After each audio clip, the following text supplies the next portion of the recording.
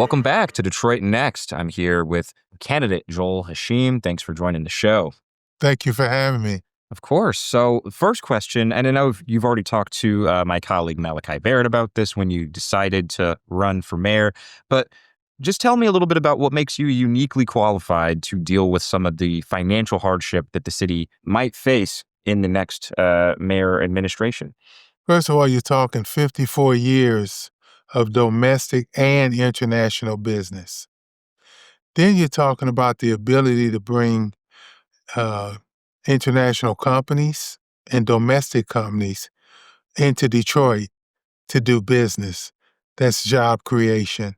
That's producing occupational wage jobs, careers. And that's what we need in Detroit.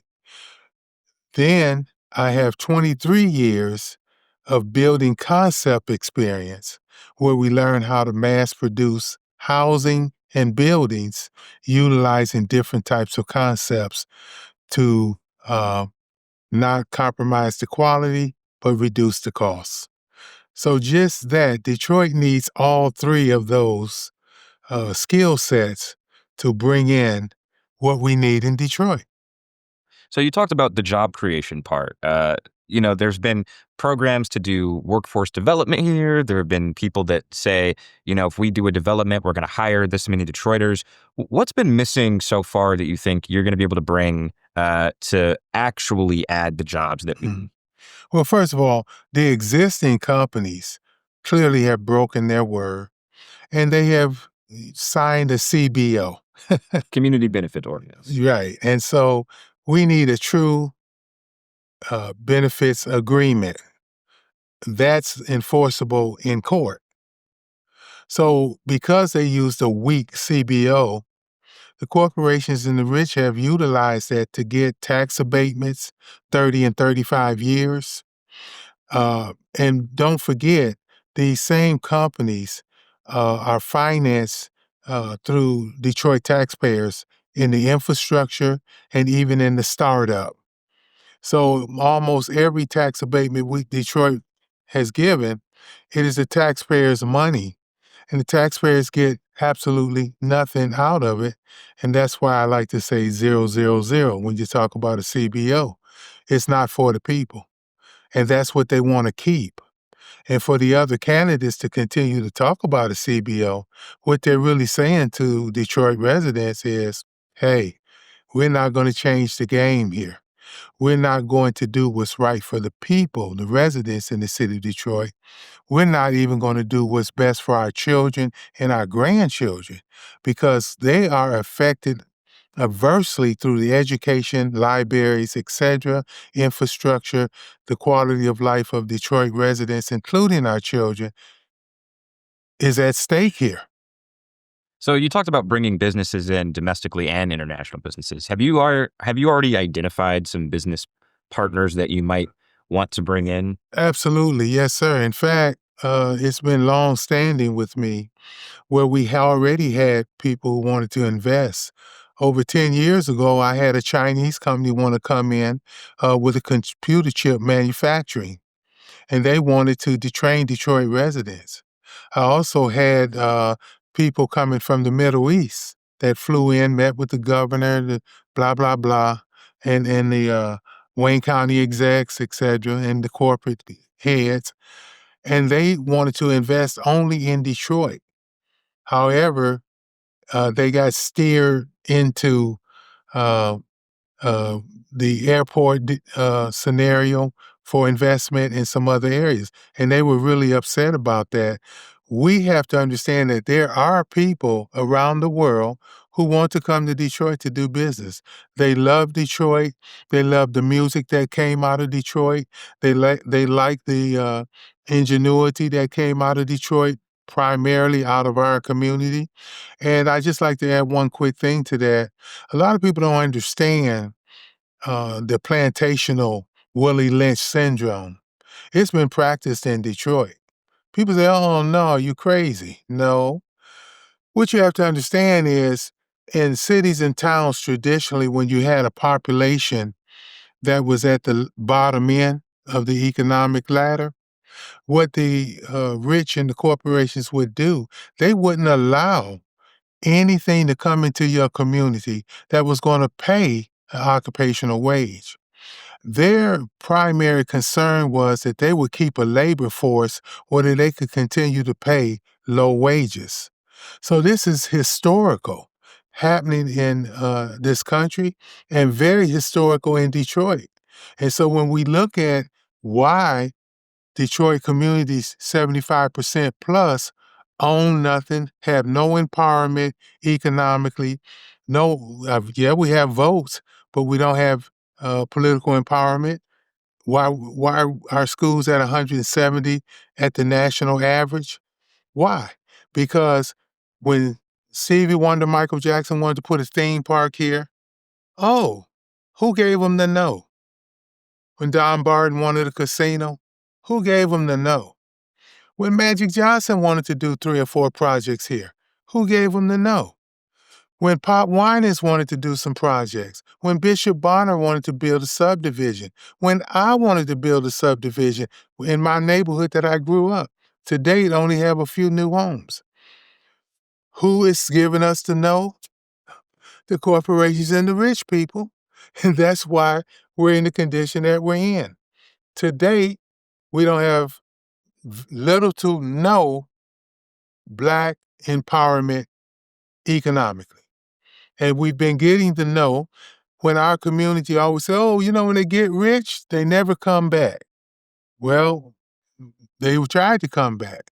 What we don't understand is that the oligarchs, were making the calls through our political apparatus that look like us, but they represented the corporations and the rich. That's just keeping it real.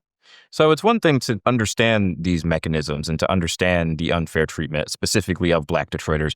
It's another to offer a comprehensive solution to decades, centuries of Yes. these practices. How will you come in and tackle these issues that are with corporations and with the ultra wealthy that control Yes, sir. things? I'm not against the corporations and the rich and the oligarchs. I mean, they was able to get away with bloody murder, 30, 35 years, no taxes, keeping all the money from downtown development, not letting it extend out to the neighborhoods. But the answer to the question is, number one, I'm a businessman. So I understand how to deal with the corporations and the rich. I'm going to make sure that they include our community. That's number one. Number two, I'm about the city contracts and being inclusive. There's no way you're going to have a 75% plus Black population and they don't even get um, but a small percentage of the high paying jobs in this city and the opportunities for Detroit residents when it comes to the contracts. I'm the candidate that's talking about making sure that the Detroit resident uh, real estate developers, contractors, builders, skilled trades, and those other uh, jobs are inclusive to our community. And what that does is pretty much start to put or develop economic empowerment in our community. A lot of people don't understand. True economic empowerment is only when money is circulating in your community amongst the residents. That's true economic empowerment. So that's what I'll do that will make a big change here in Detroit, besides bringing in those international companies and domestic companies and making sure that they treat our community with respect, be good corporate citizens, and improve the quality of life for our community. All right, so let's switch gears just a little bit. Let's talk about the polling numbers. And polls can be wrong, polls can be right, but given the early polls right now, you're one of the candidates who's kind of trailing in the race. Uh, in your words, you're the last horse in the stable. I wouldn't necessarily say last horse, but one of the later horses in the race. What's motivating you to stay in the race, and how do you talk to people about supporting your campaign despite those polling numbers? Well, first of all, the polls are rigged. The Mackinac event, WDIV, is basically the corporations saying, "Oh, these are the polls." Well, where did they poll? Number one, and clearly they're trying to control who Detroit's next mayor is. So when they invited those candidates, those are the candidates that are corporate assets. Those are the ones, and then Mackinac tell you that. Mackinac say this is, this is corporate policy here.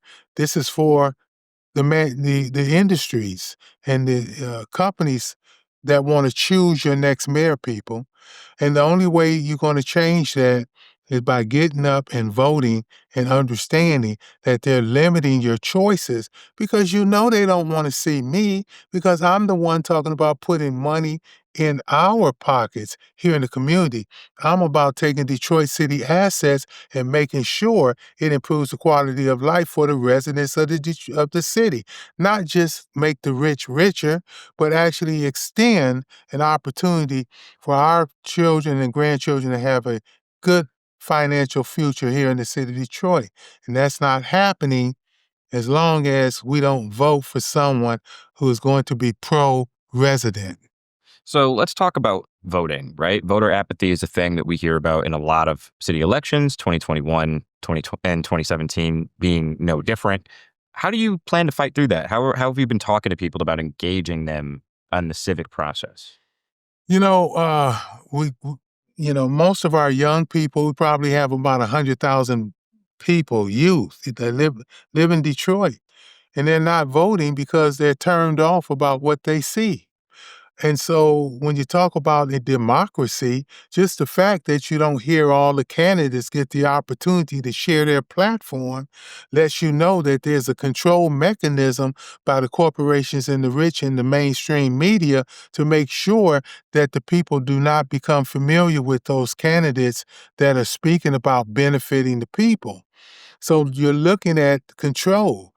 How I will change it is basically every place I go, speaking to young people, aged, elders as well. They need to understand that we have a lot of power and we're not using it. So if we're not using our power, someone else is going to use it for us, and it's usually going to be against us. So basically, I'm out here sharing the message and letting people understand that this is your power locally. You run out and vote for president, but your most important vote is local.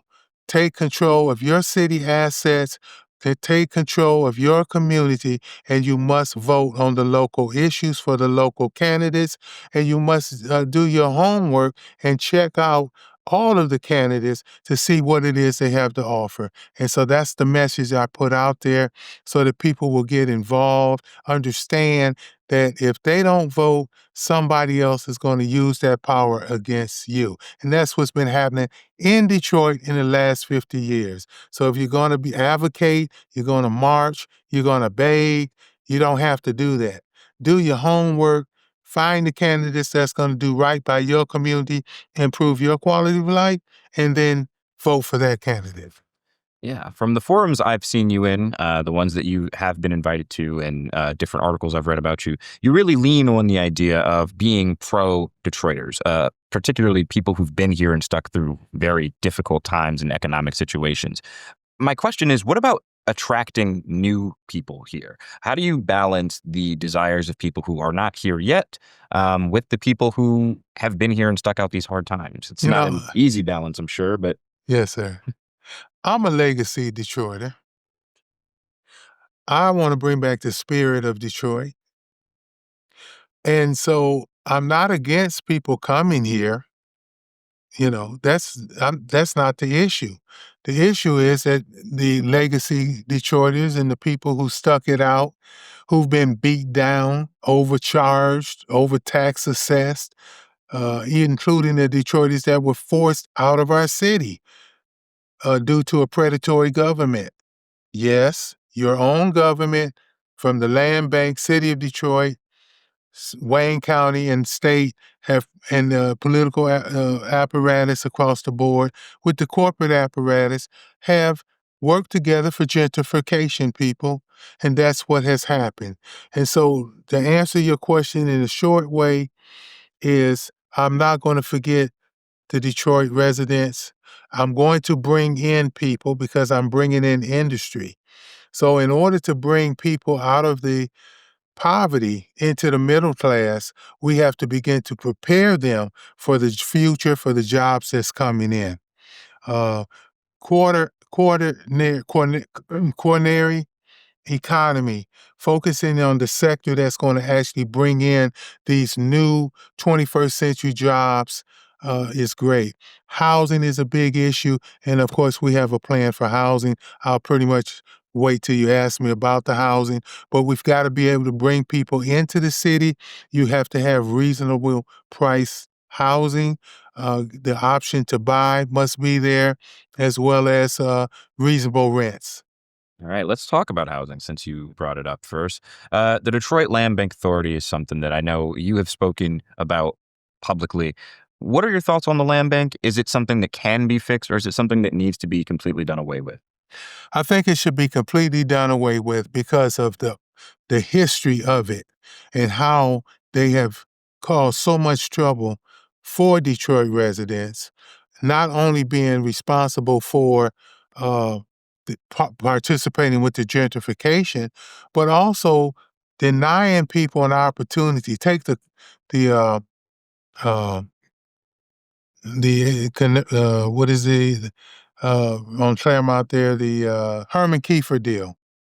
Here you had a scenario where people who had homes in the neighborhood or on the block were denied an opportunity to buy those lots. Then they were not able to buy those homes that they wanted to fix up. So now the city land bank have given those properties to the real estate developer on the Herman Kiefer deal. And so now the Herman Kiefer deal has been a big piece of blight, and he's been able to hold on. They just started to challenge him. But the fact that he was a priority over the Detroit residents, where people couldn't buy a lot right next to their own home or buy homes in the neighborhood, shows you the political and corporate um, message that Detroit residents don't count. That's exactly what it means.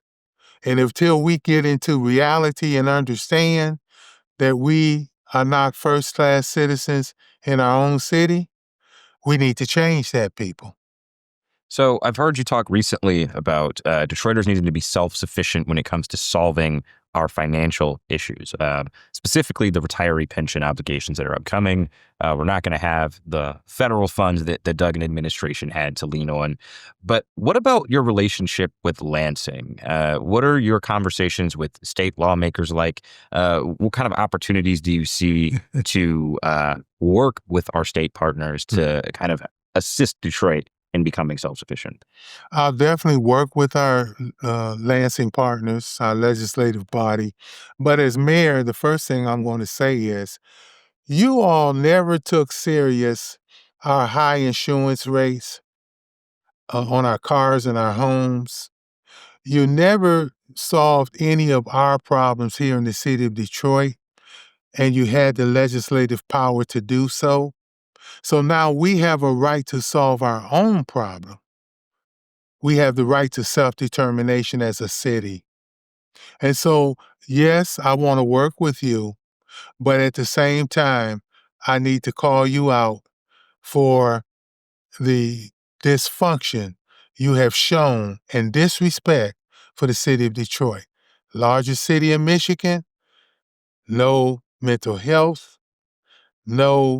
no, no. I mean, we don't have anything. We're paying the highest insurance rates. We're paying high taxes on our homes in the country. And we have a 43% true poverty rate in the city of Detroit. So I think the first thing as mayor, I'm going to call them out, but I'm going to set out to solve some problems. For example, the Detroit City retirees. You know, I'm looking to be mayor if our community actually wakes up, but we actually went to work on behalf of the Detroit City retirees. What did we do? We looked at the situations that they had, which is very embarrassing, that the city have not made them whole. Your political representatives have done absolutely nothing. So what we did, actually, we took 3.5 to 4 months, and we started calling insurance companies, speaking to CEOs and owners, and coming up with a way to improve their medical insurance plans. That's what we did. And we presented it to over 25 Detroit city retirees. And basically, we negotiated a plan for them. We even found ways to let them know that they had money in their healthcare plans that they didn't know they had. And so basically, I just stepped out there to help the Detroit City retirees. And we're going to extend this same plan not only to the Detroit City retirees, but also Detroit workers, current Detroit workers, and also city residents who need health insurance. They can join this group plan as well. So we went into motion and actually made that happen.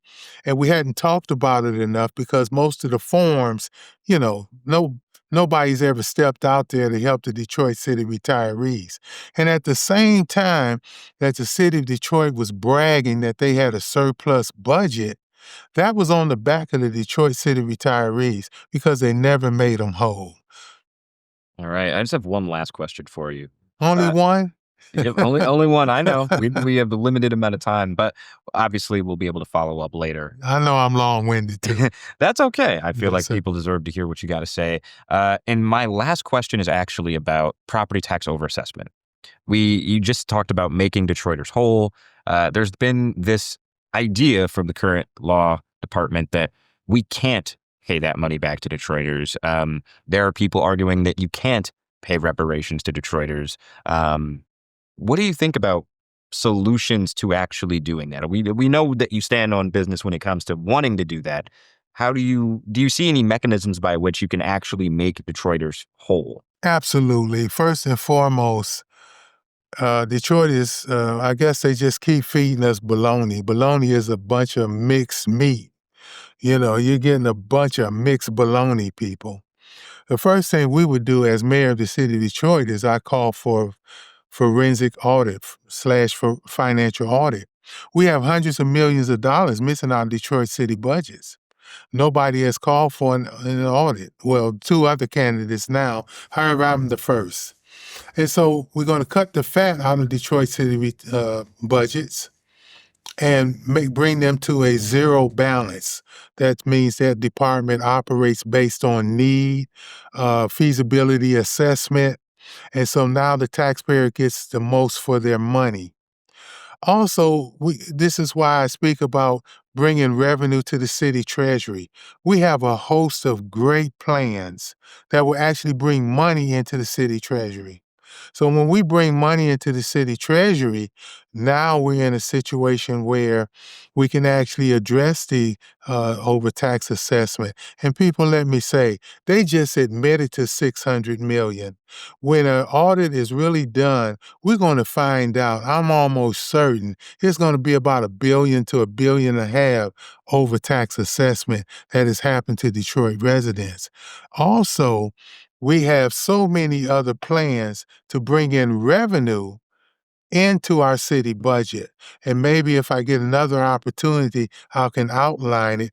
But the biggest part is that we're going to bring a new industry into Detroit for Detroit residents to be able to own, create 10,000 jobs, and actually begin to put those billions of dollars, some of which can go to the regular people, but some of that is going to be diverted into opportunity for Detroit residents. So once you start bringing in revenue, now you can lower taxes on homes. Now you can come up with programs like universal health care, universal basic income, where we're pulling people out of poverty, especially homes where there's children. And so you can do all those things if you have a candidate or a mayor that's focused on bringing in revenue. I'm not a career politician. I'm not a career government worker. So every time we have a problem, I don't look to tax something or someone. And that's what we need to get away from. We need to be more innovative, 21st century progressive thinkers, common sense. That's what Joel Haashiim brings to the table for mayor of the city of Detroit. JOELH for mayor.com. All right. Well, thank you so much.